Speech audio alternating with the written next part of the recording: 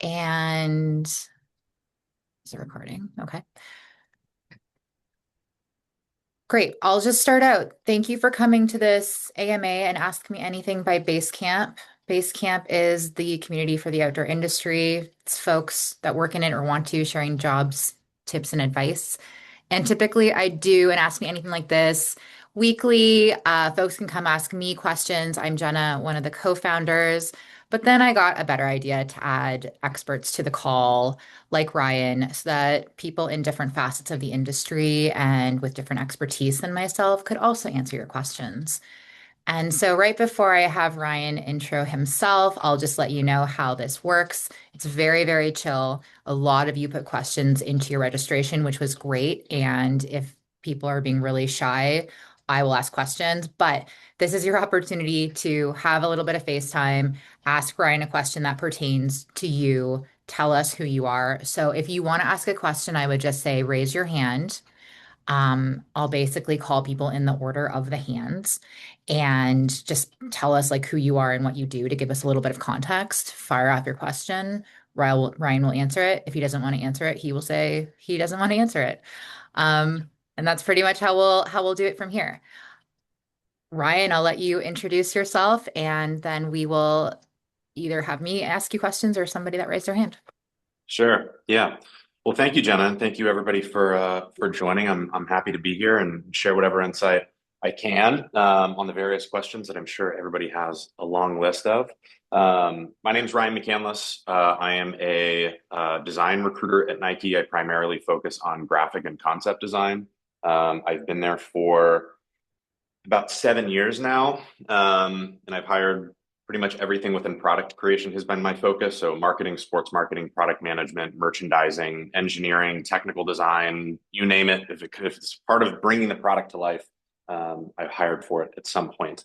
I've been in recruiting for a few years prior than that. Since graduating, I went to the University of Oregon, where I played football there. And I'm originally from Northern California, the Bay Area. Um, and yeah, and I live here in Portland. I have a 6-month-old son who I'm currently on paternity leave right now. So my schedule was super open to do something like this. Yeah, I have a different full-time job right now, but it's been very rewarding, very fun. Very different though from day-to-day work for sure. So yeah. I have to say this every session, but I will remind you all use this time. And if you kind of are getting like the flutters in your belly of like, I kind of want to say something, that's your sign to say something. So follow that energy, please. Brian, kick us off. Hey guys, can you hear me? Yep. Wonderful. Yeah, just a general question here, Ryan. Former Nike teammate, came on as a digital product designer during COVID. Just wanted to know your thoughts, try to reach out to you. I know you get a million messages on LinkedIn I'm trying to get back to Nike, got laid off in 24. Kind of tips on what you guys are looking for back to get back to Nike on the digital front, I guess, but then also I'm trying to come into the product creation space as well. So what's your thoughts to get noticed back on your guys' side? Because my recruiter, when I came into Nike, it was somebody else. So now it's, you guys. So what's your thoughts on that? Yeah. There's been a handful of um, designers or people that have been brought back, and it's a very common like out of your candidate pool. And as Nike has gone through these shifts, there is always a population of people trying to get back into the company. Um, the question that I think I get and I hear from hiring managers in that case is what have they learned and what have they done since then to better themselves or develop a new skill or something like that. And sometimes this is you left by your own choice, some it wasn't your choice, but whatever the case may be, like whatever work, whatever stuff you've done in the meantime, it's like what are you bringing back to Nike now that maybe is something new, that maybe what's the new version of you that you have of a skill or something that you picked up. Um, and lean into that. I mean, you have the understanding of how the matrix works, how the company works. So like that shouldn't be an issue. So now it's like, okay, you understand Nike design, you understand how we look at things. So some personal projects and passion projects that you've done in the meantime, I think that like extra work does hold some cachet when we're assessing candidates. So just really what you've done in the meantime, because you've already proven that can be here and can perform at this company. So I would say, yeah, focus on what you've done in the meantime. Thank you. Attachment question. Thoughts on cover Sure. letter? Are you guys looking at them? Yes. So to me, a cover letter is not a autobiography. I think use the cover letter to cover some gap that maybe exists on your resume. It should not necessarily be duplicative to what your resume is. I don't need a long-winded version of what your resume is or what it already tells me. Give me Sure. something that maybe fills in a gap. You took time off, or you were at home with a kid, or something. It's just like all of that, like just address the gap, whatever the thing may be, of just, hey, I was taking time to do this. Cool, problem solved. Then it kind of fills in the gap of what maybe was on your resume, why you're interested in the company, something like that. But I think using the cover letter to like address something, give a little more color commentary to something on your resume, as opposed to regurgitating, I was at this company and I did this. It's like, cool, I can see that on your resume. So you don't need to give it to me twice. Got it. Got it. Yep. Thank you. Yep. Corey. Hey, thank you, first of all, Ryan and Jenna, again. Congrats Yeah. on the new kid. Thank Um, you. I'm Corey.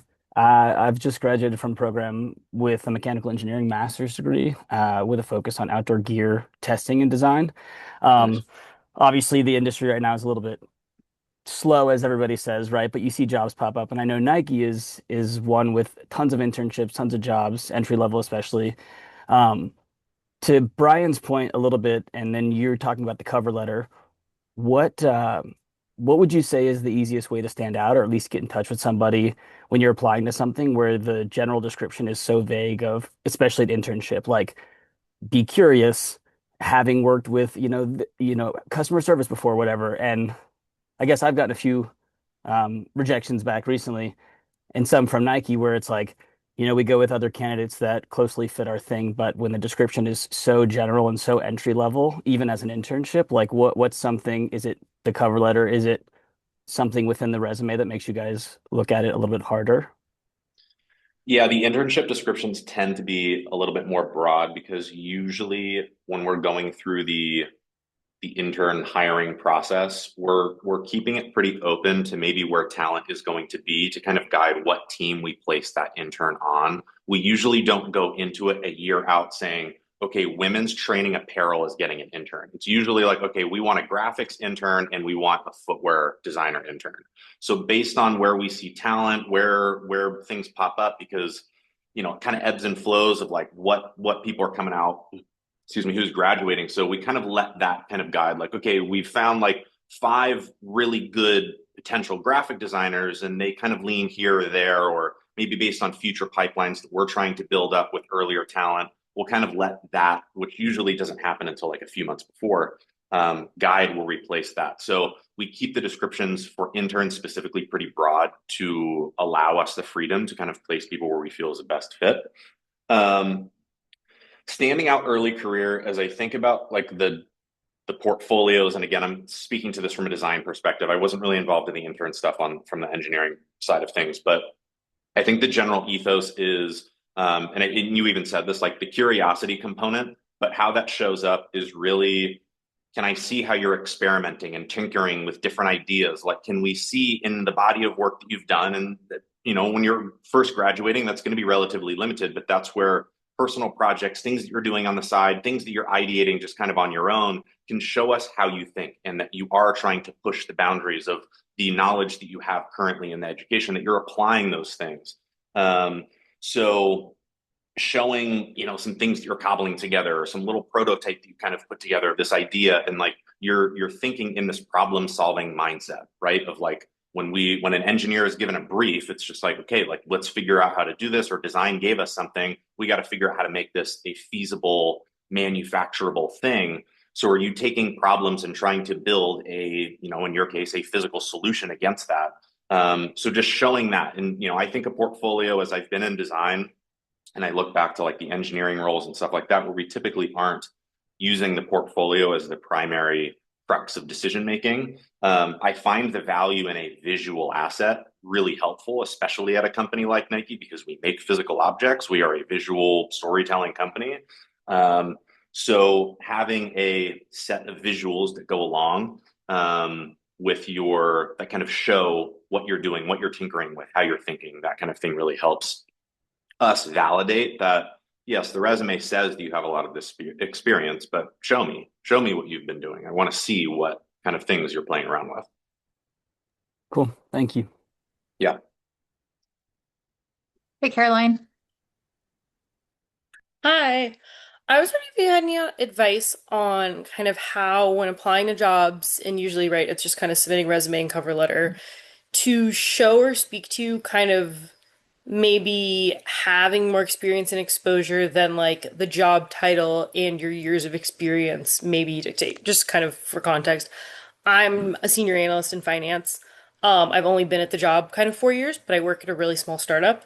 And so I've gotten kind of really great exposure and experience, and I've kind of gotten to see more and experience more than most people at like a finance analyst level, say at like a big company.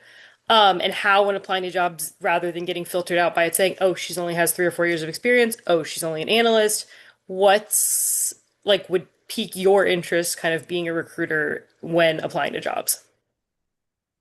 Yeah. I mean, one piece of context with applications is like the minimum years of experience on any role is going to say whatever it's going to be, 3 to 5 or something like that. You can usually bet that people that are applying to those roles, there are often people that are currently at that level, that have been at that title for many years, that are trying to enter from the outside. So you get this range of people that are kind of barely qualified, and then people that are like almost the state, like the level above, that are applying for that same role. So the level of experience that you're getting in an applicant pool is a pretty wide spectrum.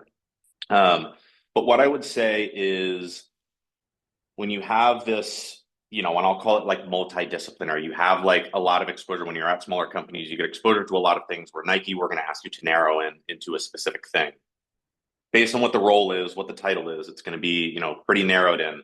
You want the recruiter or the hiring manager to look at that and initially think, okay, this person is aligned to this specific skill set of this job. So again, I'm not as familiar with the finance world, but whatever that specific aspect of finance that you're applying to, you want that to be the leading identifier in your on your resume, through your cover letter. Address that first, and then the other experience that you have is there to back up that primary experience that you are pitching yourself as. You can be applying to 4 different roles that all have 4 different like narrow specific things that they're asking for, and that's kind of where the tailoring your resume or your cover letter will come into play, because you want that person to see that, okay, first and foremost, this person has experience with the primary thing that we're hiring for. And then there's these other supportive things that give this person a more holistic perspective of the cross-functional teams that they're going to be working with. They know how to speak the language of these other areas and teams that they're going to be partnering with. So that's where it's helpful to see that come through. So I hope that kind of helped answer your question a little bit. Yeah, definitely. Thank you. Cool. Yeah. That's a really great question. Elena.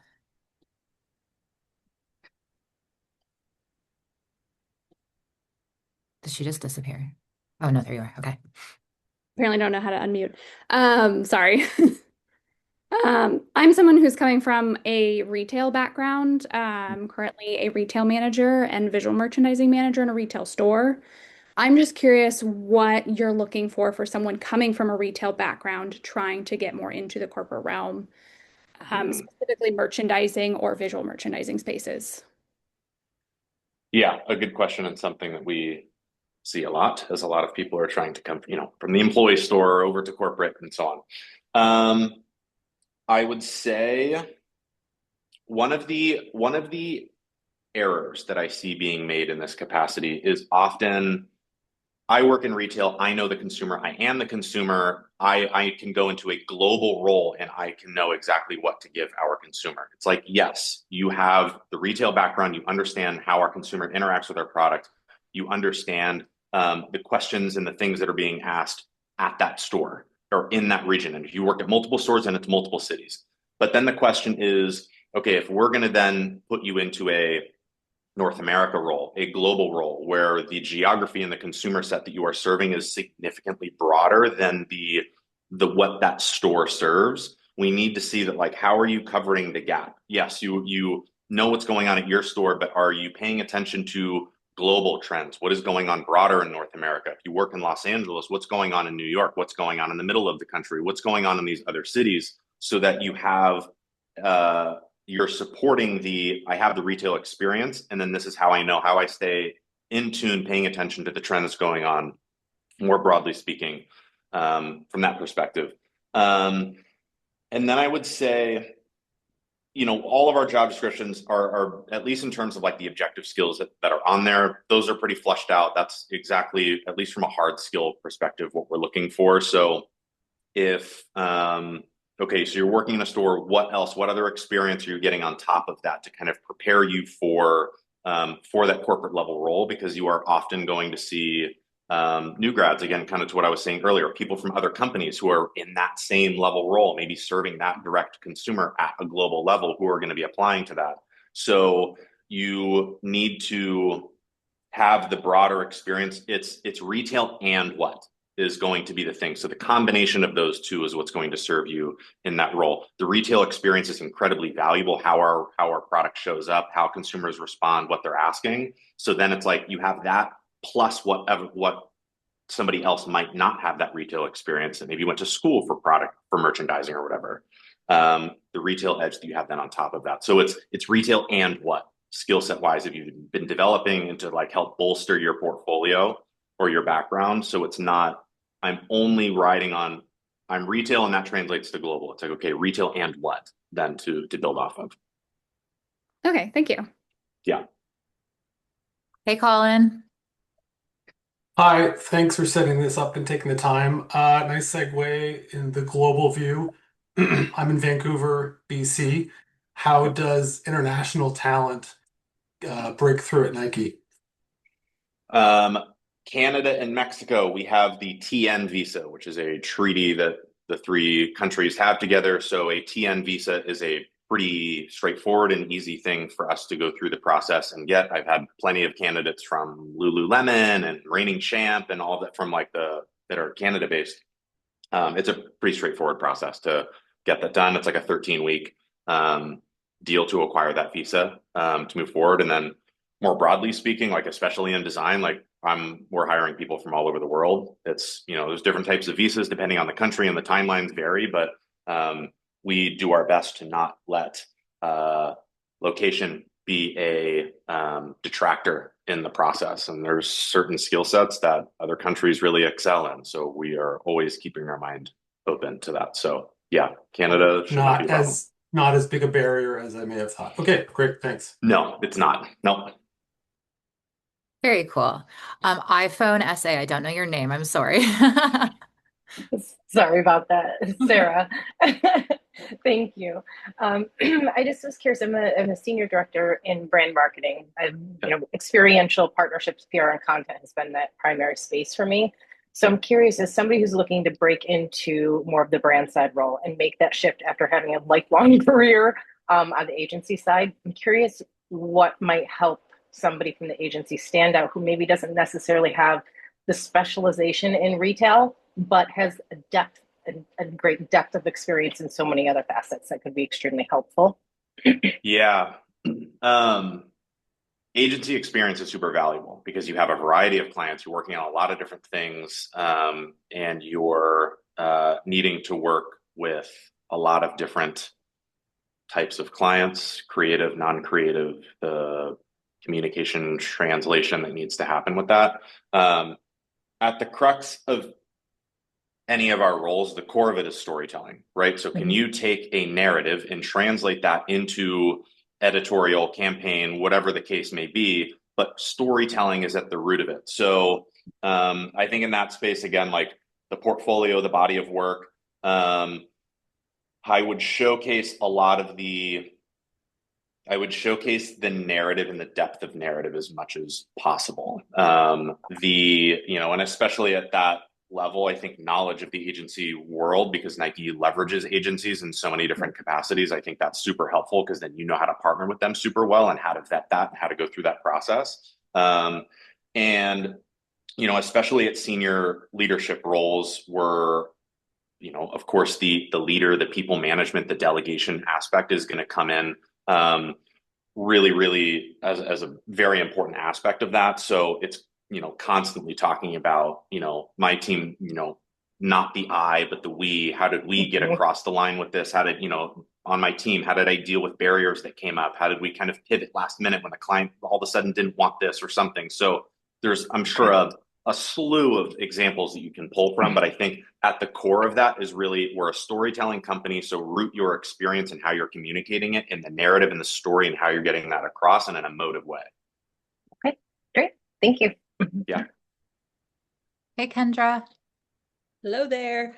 Thank you for putting this together. And Ryan, thank you for spending your time here, especially with a newborn today. Yeah, of course.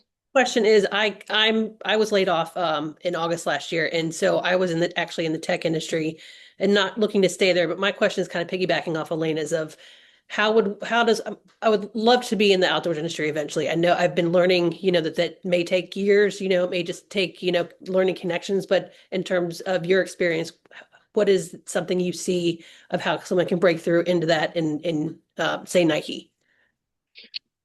Yeah, and I think Jenna, we kind of touched on this in like the interview itself.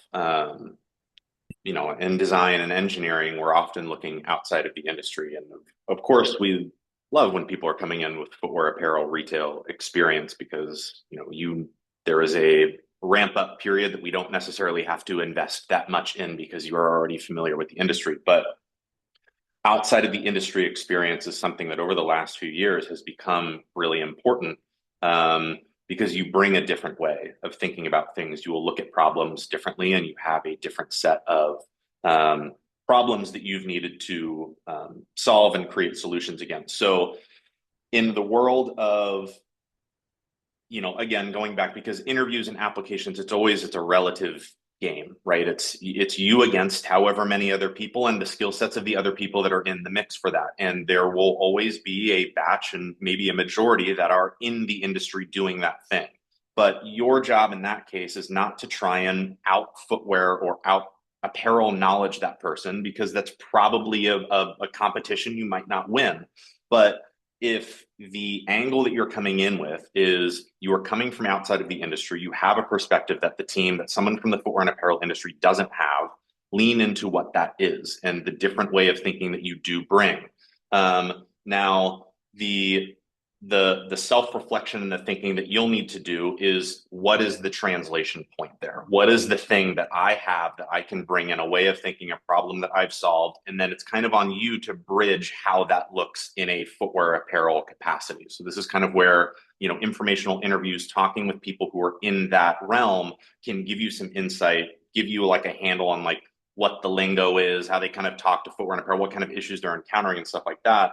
And think, oh, like we encountered something similar to that, but you just need to present that example in an interview of, here's something that I did that was kind of similar to that. And if that was, it sounds like, in the footwear industry, this is kind of something that's happening. And here's how my way of thinking how I can approach that. So lean into the outside perspective, because that's going to be the thing that a team is looking for, a variety of perspectives. They don't necessarily want a clone of somebody that they have on their team. They want someone who's going to bring something new. And that's often in any skill set. It's, what is this person bringing that's new to our team that I don't already have? And so for you, that's going to be this tech background, this outside way of thinking that can look at problems that maybe we haven't solved because we've been looking at it the same way. And we have this footwear apparel inside the berm thinking that is kind of getting stumped on it. So, yeah, so lean into it. But again, it does require like getting familiar with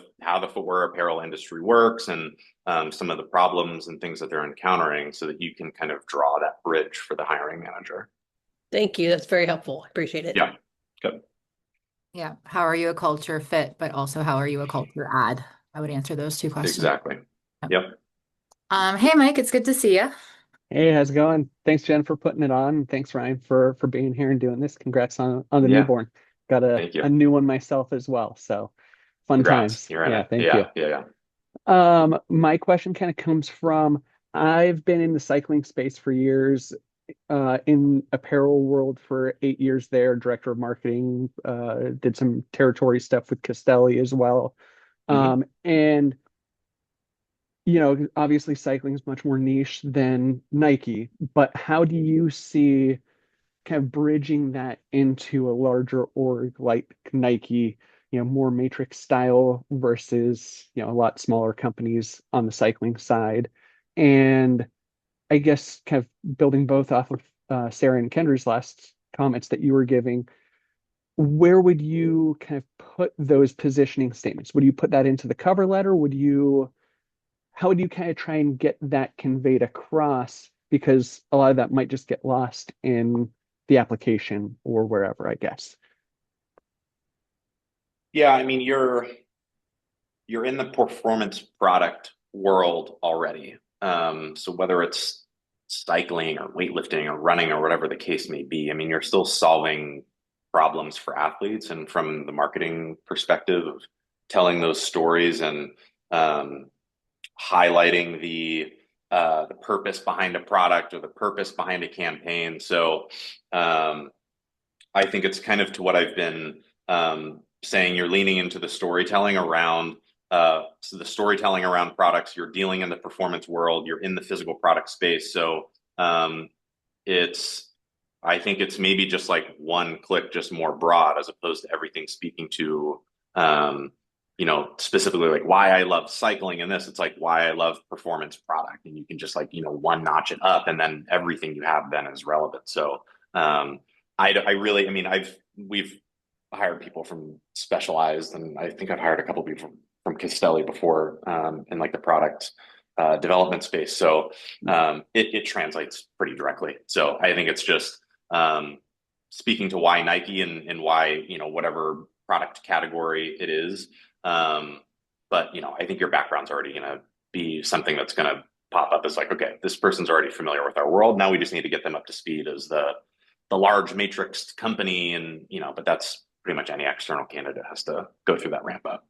Okay, great. Yeah. Thank you so much. So you're in a good spot. Yeah. Oh, good. Hey, Kevin. How goes it, everybody? Just got home, so this is perfect timing. Yeah, didn't want to answer while I was driving. So my background is a little bit all over the place, but I have done testing for Hoka and a bunch of other shoe companies, and I've never really dabbled in the endurance space, but I know that I have a lot of great ideas that would be very beneficial to apparel and also we'll call it like the pack, the vest design, the waist belt design. And I'm just trying to see how somebody who did not go to school for design, but still has lots of ideas and have communicated these to people, how would I break into the industry as a veteran reviewer of gear? Yeah, that's going to be a deep one.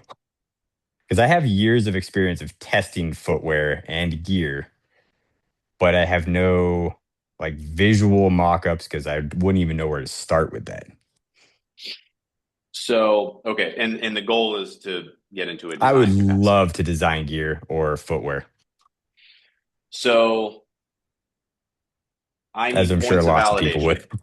Yeah, Yeah. I need points of validation that you know what you're doing with design. Yeah. Obviously, there's going to be no question that you know the product space and you know how to verify a product and that it is meeting the ask of the brief and it is solving the athlete problem that was initially set out. But it's going to be a portfolio. And I mean, kind of going back to the retail question, like I have a lot of like people in the retail space that also want to get in design of like, okay, well, I want to be a designer. It's like, well, can I see your portfolio? And it's like, well, I don't have one. It's like, well, I can't really, I need to see your work. That's the crux of it all. So, I think for you, it's just build up the body of work. Just start. So how would you together. start with that though?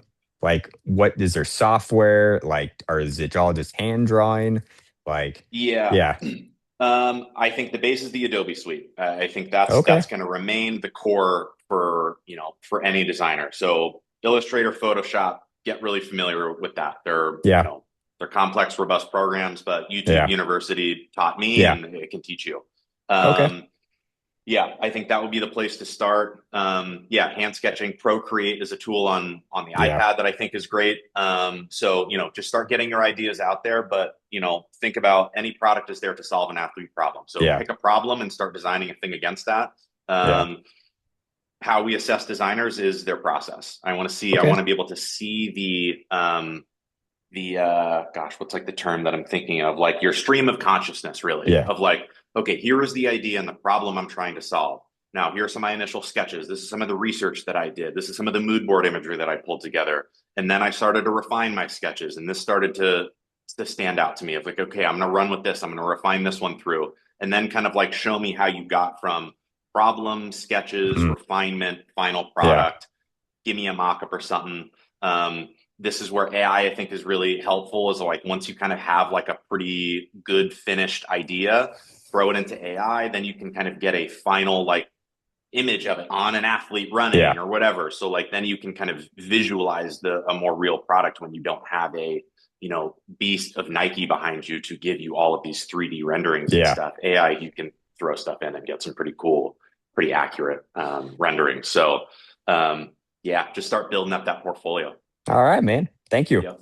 Yeah, for sure.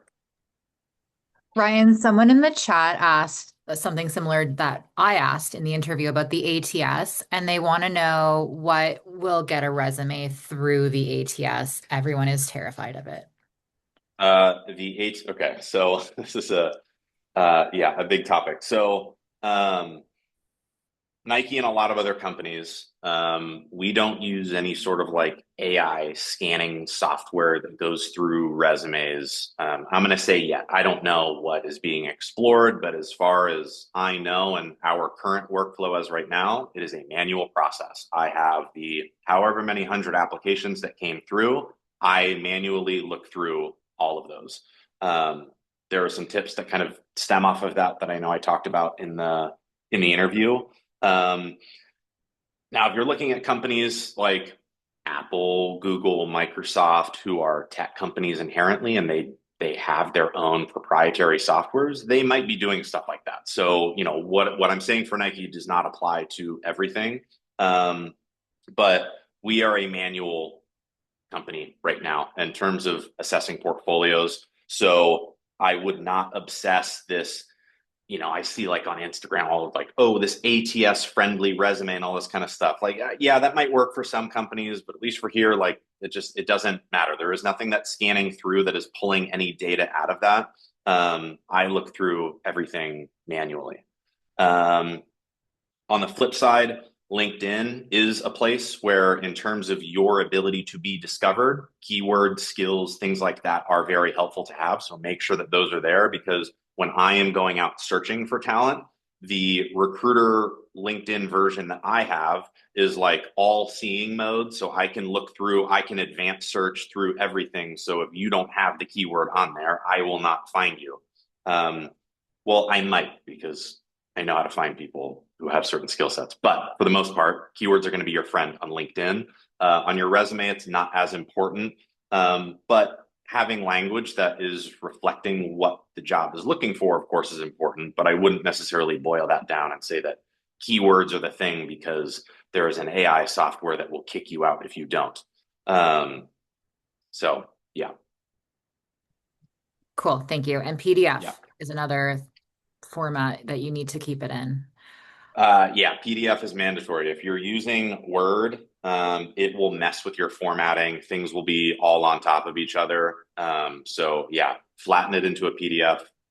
If you have a cover letter is page 1, resume is page 2 plus. It stays in one package, it travels together, and they don't get separated, so that whoever is looking at your resume also sees the color commentary that you put on top of it. So make sure that they stay together, because that's one less attachment that I have to send around to the hiring team and stuff, and it can just get dropped sometimes. Yeah. Brian. Okay, you guys can hear me? Yep. Okay, cool. I guess another follow-up question, but I also just wanted to give inspiration to everybody here, because I come from obviously Nike formerly, but take advantage of contractor work. I don't know, Ryan, I don't know how you feel about that right now, but contract work is an easy way to get into Nike because there's a lot of things I want to inspire everybody here. Like somebody was asking about like how do they get into Nike? I had a former teammate who her background was visual merchandising, but she was on my team in digital.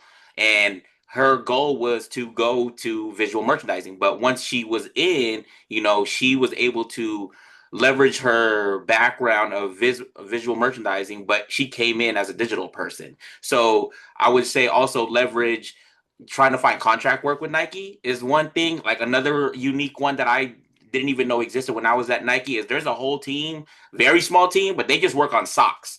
And we had sock developers that just came in as contractors, and now they're working on other projects in the company. But I would inspire anybody to also look at contractor work, and be very finicky with what you can find, because it could be somebody that's adjacent to, like somebody said they were into cycling, but what if you're just doing like a bolt or a component of something that will be needed in footwear or apparel, and they have a whole team of people that just work on that, and you'd be surprised, color, material, people that just do knit and that's all they do. So I just inspire anybody that if you're trying to break into Nike specifically, there are so many roles as a contractor, and then it could develop into a full-time role as well. Yeah. I started as a contractor. I left a full-time role and took my shot and went for the ETW gig.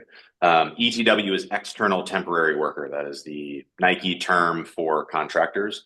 There are a lot of agencies and vendors that we use to hire that. So I, as a full-time recruiter, only focus on full-time roles that are listed on the career site. The ETW hiring process is managed by these external vendors. I think now it's called Next, is like the portal. It used to be called Flex. Yeah, but now it's like Next. And there's a bunch of companies that do this. Boley Welch is one that's here in Portland that I really like. There is like Wilson. There's a handful like Vanderhout. Basically, any of the recruiting agencies that are in Portland probably have a Nike account or are on board with them. So it's a different hiring process. They are shorter term assignments, usually 6 months, a year, 2 years. But to Brian's point, they're a great way to kind of get your foot in the door, to get some exposure, get some Nike experience on your resume. The level of scrutiny that is applied to the hiring process of ETWs is not always as high as it is for full-time roles. So, because again, it's like we're hiring someone on for the long haul, we're investing in that person. ETWs, it's, hey, let's kind of give this person a shot. It's like a, contract to hire, a working interview in a lot of ways, that can get you some big projects under your belt. So, of course, life situations, all of that, taking a contract, benefits kind of vary between the different vendors of how they look. So, that's up to you if your, life situation can support that. But, if it can, it is a great way to get in. So yeah, good call out, Brian. Yeah, actually, my co-founder, Ali, actually worked in the innovation lab at Nike. So that exists in case people didn't know. She worked on an app for maternal and postpartum women, I believe, but very cool projects happening all over. Yeah, to keep in mind. Yep. Tanya. Hey, Ryan. Hey, Jenna. Nice to meet you both. Thank you so much for this. So I have a global agency background, but also in-house agency background, but focused in on creative operations. So is there anything specific that are pain points for your creative operations leaders that you're looking to solve in that role? I'm sure you have some that, just oversee your team and other teams. Yeah, a lot of the design ops, like any team, any function has like an ops counterpart that's attached to that group that supports them. It looks a little bit different from team to team, but for the most part, a lot of our ops teams are focused on managing the calendar, how we're kind of going through when handoffs happen, looking at like the tool portfolio that those teams have, what our workflows are within those. If we're using, like Clo 3D is like one of like the main 3D tools that we use. The ops teams will kind of dictate to their group that they support of like, hey, these are the workflows. This is our process. So a lot of like standardization of those types of things, and documenting how we're going to go about this process so that there is a written, at least a digital version of that floating around. So yeah, there's a lot of different kind of supportive capacities that they serve, but it's a lot of calendar management, looking at the tools that they're using and making sure that we're being consistent with how those tools are being used, and that everybody's kind of on the same page as everyone's mind is in a million different directions. So yeah. Yeah. Okay. Yep. Great. Thank you. Yeah. Hi, Lindsay. Hey, thanks for having me. Hi, Ryan. Hi. So I'm a senior exec recruiting coordinator, have been for 7 years. So I'm kind of at the max, and we're talking about like the duration of someone in a role. I'm curious how I could stand out, especially leveraging AI. I'm curious how Nike TA is utilizing AI. I know you were saying you aren't using it to review resumes and all that, but curious if like coming in with an agent could help separate me from other candidates, or what the future of Nike TA is with utilizing AI, and if I could kind of focus on gaining any skills now to help separate me from other candidates. Yeah, we're in like the exploration phase of how it will work. Because I think a lot of companies, a lot of business units within Nike are kind of in that state right now of like, okay, it can do all these different things, and every other day it's capable of something new, and it can do something different and uses other things. So we're in like this testing ground where kind of there's a team within TA, just like our TA ops, kind of what I was just saying. That's thinking about, okay, what is like the entire life cycle of a recruiter? What are all the touch points they have with candidates, all the meetings that they're in, and all of that, and where are there things, and how can we use AI to help with some of these? There's, as it comes to like, dealing with how it's used to assess candidates and to house like personal candidate information, that's a really hard thing to deal with right now, and there's a lot of liability around that. So that takes a lot of thinking, and that's why it's probably going to be a little bit until it's really being used in that capacity. Because how do you check AI's biases and all of these kinds of things? How do you police that kind of thing if you don't really know kind of what's going into it? So we're just really looking at it of like some of these administrative tasks, some of these operational tasks that we do repeatedly. How can it help offload some of that? In the creation of agents and things like that. Like we have a lot of like kind of going to like the topic of like visas. Like there's a whole process that we have to go through when, okay, this is the finals we landed on. They're currently based in Berlin. There's a lot of like things that need to happen, from relocation to making sure all of the stuff is submitted to the embassy and all of this. So like, how can we use AI to like help compile a lot of that stuff and help kind of offload a lot of the manual input that we're doing, which does take a lot of time away from like the core aspect of finding and assessing talent, which is, the crux of what a recruiter does. So we're in this exploratory phase. So I think as much as, you can stay on the current edge of what's going on within AI and how it can be used. And I think that's going to be, your best asset of like, you're coming into an interview. It's like, yeah, I have experience with all of these different agents and how to build them out. And, I think all of that would be super helpful, but we're still pretty early in the process with a lot of that. Awesome. Thank you. Yeah. Hey, Joelle.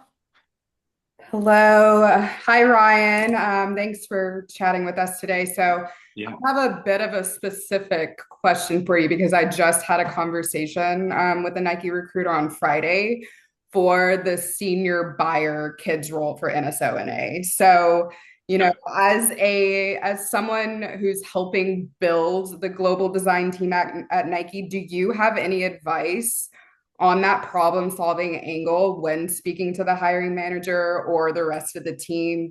Because I know there is a renewed focus at Nike for this performance innovation. and just a more specific storytelling around sports. So, I don't know if it's an angle in that direction and how Kids Direct fits into that. I also know the direct channels have this opportunity to get on a sales growth path again. So if it's that angle, or if you have any other thoughts you could share. Yeah, I have to be careful of giving you too much to not bias the process in any way, but I'll give you the advice that I give anybody as I'm kind of preparing them to go into interviews. It sounds like you're pretty well researched. You know what's going on. You kind of understand both Nike and how it sits kind of within the marketplace, where we're kind of struggling, which a lot of that is public. The I'm going to kind of go in the direction of like kind of how to prepare for an interview. Our interviews are we look at previous experience to indicate future success, and we want to see that through examples. So come prepared with specific scenarios, situations where you've encountered a similar type of thing. The framework that I like is the STAR method, and that's probably a lot of people have heard of that. It's been around for a while, and I think it's great. I would just add on an extra R to that. And that's for reflection. So you go through your structured answer and then reflect back on, if I were to do that now in the context of Nike, here's maybe how I would have done that different. Or based on what I know about the situation that Nike's encountering, here's maybe how I would think about that in that capacity.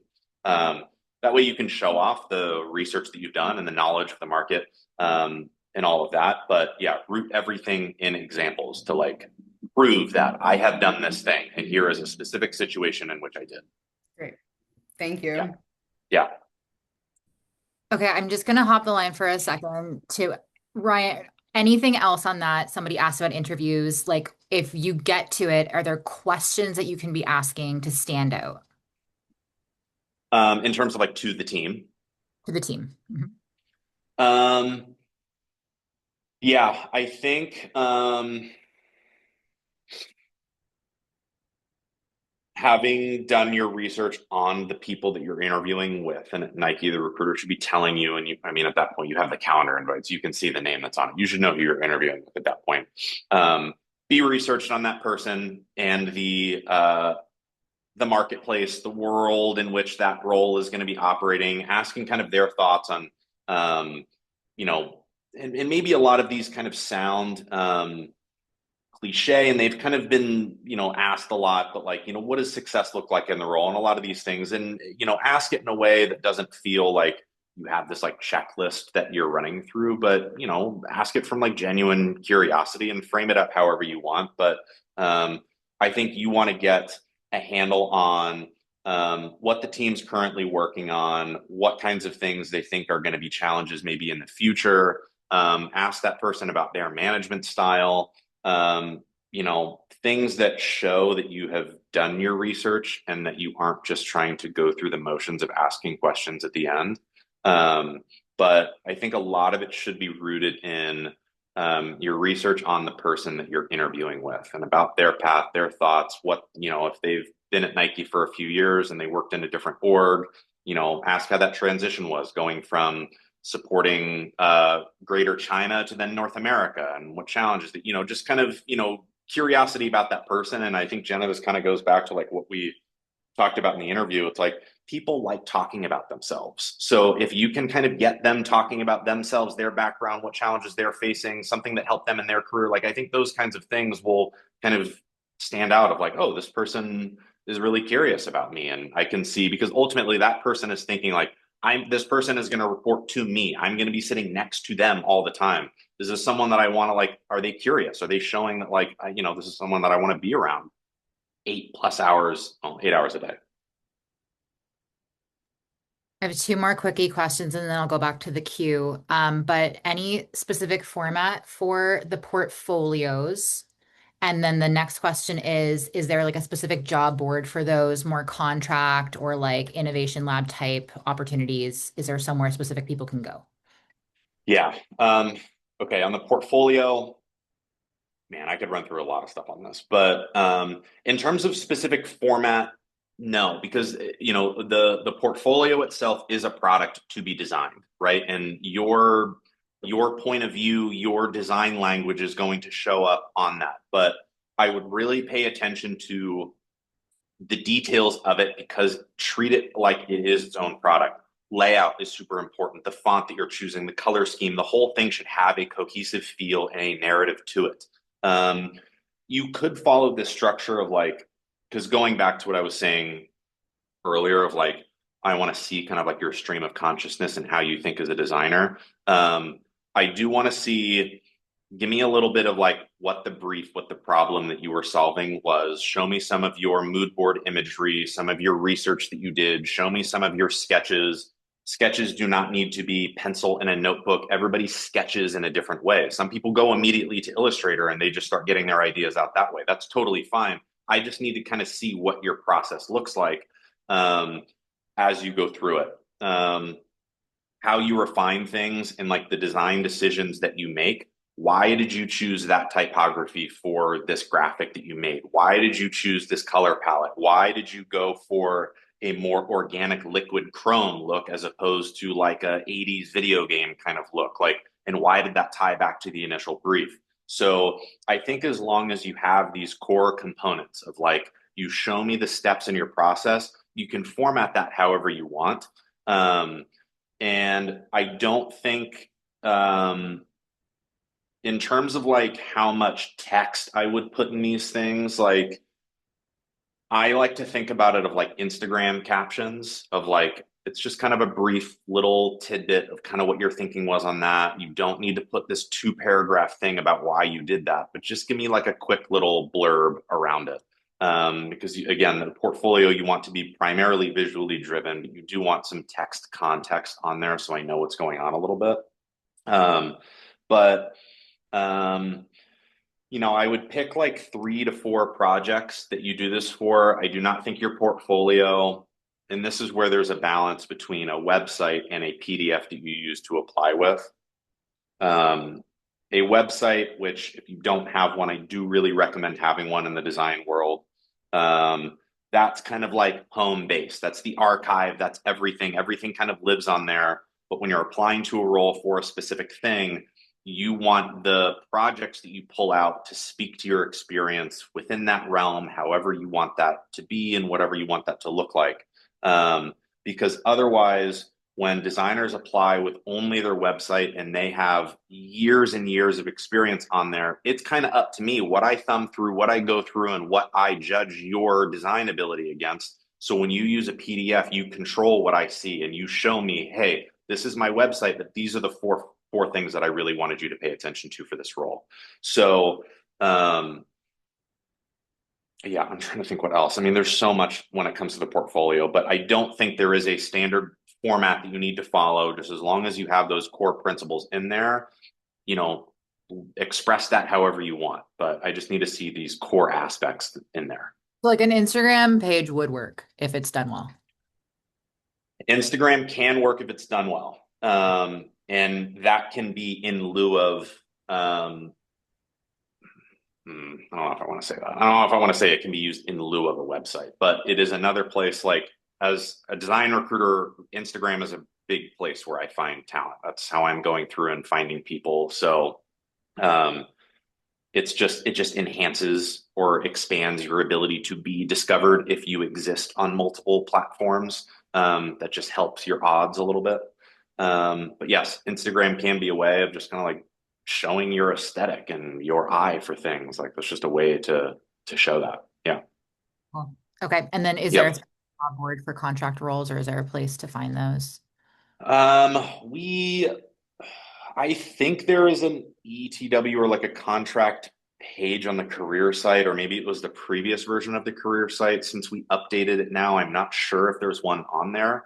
But you're really looking for, I think like all of like the Indeeds, like all of like the main job boards, all of like the agencies that hire for these contract roles put those roles on there. They just don't always put Nike, but you can read between the lines and figure out pretty quickly. It's either Nike or Adidas that they're talking about, because they'll say like a massive footwear apparel company based in Portland, Oregon. Like it's, well, I guess now that's different. There's just a lot of footwear apparel companies that are here now, but you can pretty much figure out if that's what they're hiring for. Yeah. Okay, Yeah. cool. Colin, welcome back. Thank you. Thank you. My question's about how you like to be communicated with. So I'm sure you have lots of candidates who've not been successful. And what's the balance between like staying top of mind without being obnoxious and um, asking about roles that might not be bullseye, might be like a ring or two out? That's kind of my question. Yeah, I think the good rule of thumb is like reach out when you have an update on something as opposed to just like, I'm saying hi. It's like, okay. But it's like, hey, like I'm reaching out, like, hey, like I just wrapped up this project and here's some of the work. I just wanted to share it over with you. You know, like bring something to the table each time you reach out so that there is like something for me to respond to as opposed to just like liking the message, you know? So it's like bring something of like, I worked on this thing, I kind of added this skill, so I updated my resume, like reach out with an update on your end. And then, you know, like maybe paragraph two, it's like, hey, here are a few roles that that stuck out that I'm interested in.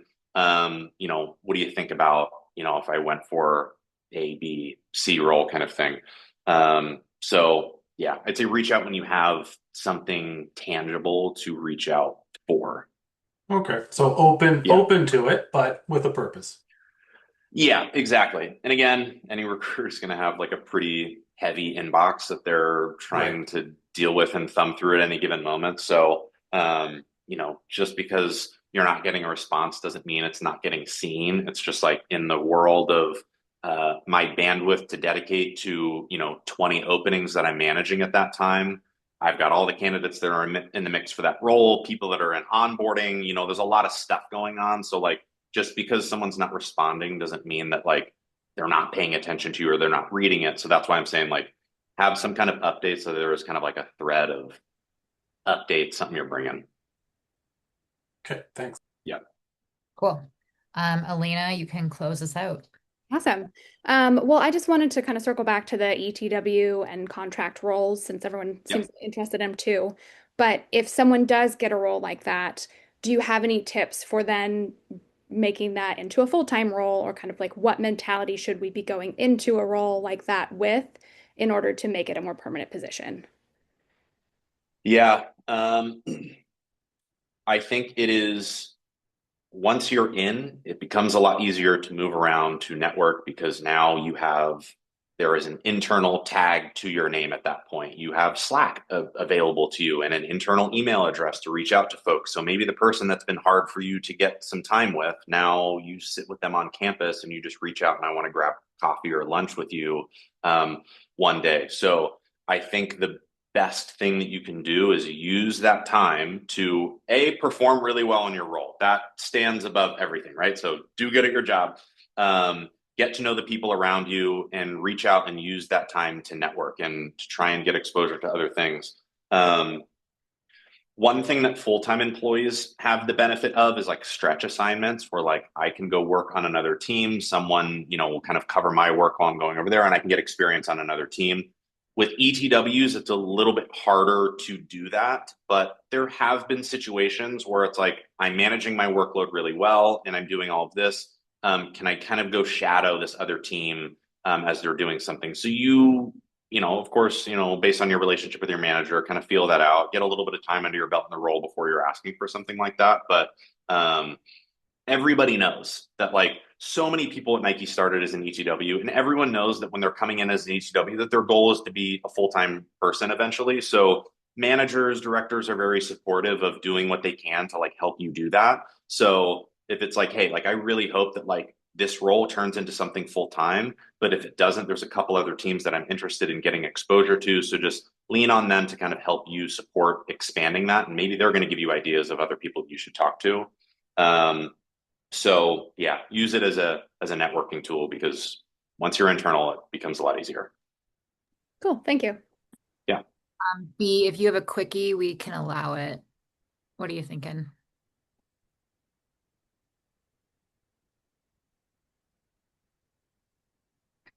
Maybe, okay, maybe a mistake on hand raise. All right, I think we should end there. This was so helpful, Ryan, as I knew it would be after interviewing you. Again, Basecamp Outdoor Events is where you can find stuff like this. We have in-person events in Portland and Denver, and we're doing more interviews with very, very smart people like Ryan. Ryan, where can folks find you if you would like them to?